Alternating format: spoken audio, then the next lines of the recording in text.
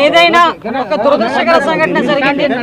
ఎందుకంటే కొన్ని లక్షలాది మంది ప్రజలు ఈ రోజు వైకుంఠ ఏకాదశిన దేవదేవుడు వెంకటేశ్వర స్వామిని అందరూ కూడా దర్శించుకుందామని, అతని ఆశీర్వాదం తీసుకుందామని దూర ప్రాంతాల నుంచి మిగతా రాష్ట్రాల నుంచి కూడా ఈరోజు భక్తులు చాలా మంది ఇక్కడికి రావడం జరిగింది.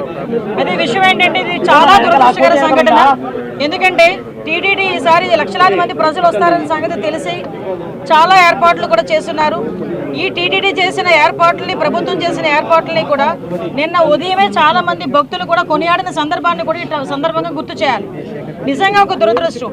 ఒక ప్రాణాన్ని కాపాడబోయిన సందర్భంలో జరిగిన సంఘటన అక్కడ తొక్కిసలాట జరిగింది. దురదృష్టవశాత్తు సుమారుగా 5గురు ఒక చోట, 6గురు ఒక చోట కూడా చనిపోవడం, ఒకరు ఒక చోట, 5గురు ఒక చోట, ఒకరు ఒక చోట చనిపోవడం జరిగింది. ఓవరాల్గా 6గురు చనిపోవడం జరిగింది.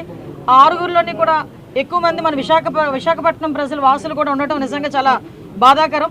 ఈ సంఘటన జరిగిన వెంటనే ఇమీడియట్గా గౌరవ చంద్రబాబు నాయుడు గారు ముఖ్యమంత్రి వర్యులకి ఈ విషయం తెలియటం, వెంటనే హుటాహుటిని ఇక్కడ ఉన్న ఎస్పీ గారితో అదేవిధంగా కలెక్టర్ గారితో కూడా ఏం జరిగింది అని చెప్పి ఆరా తీసి ఇమీడియట్గా టీటీడీ ఈవో అధికారులు అందరితో కూడా ఒక మీటింగ్ ఏర్పాటు చేసుకొని ఇమీడియట్గా అక్కడ ఏం జరిగింది అన్నది సంగతి కూడా తెలుసుకోవడం జరిగింది.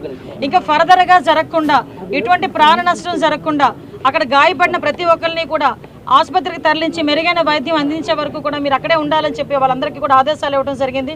తర్వాత ఎటువంటి ప్రాణ నష్టం కూడా జరగలేదు. ఈరోజు చాలా మంది గాయపడిన వాళ్ళు కూడా ఇంట్లోకి డిశ్చార్జ్ అయ్యి ఇంట్లోకి వెళ్ళిపోయిన సందర్భం కూడా ఉంది. ఇంకొంతమంది ఇప్పుడు హాస్పిటల్లో కూడా కొంతమంది ఉన్నారు.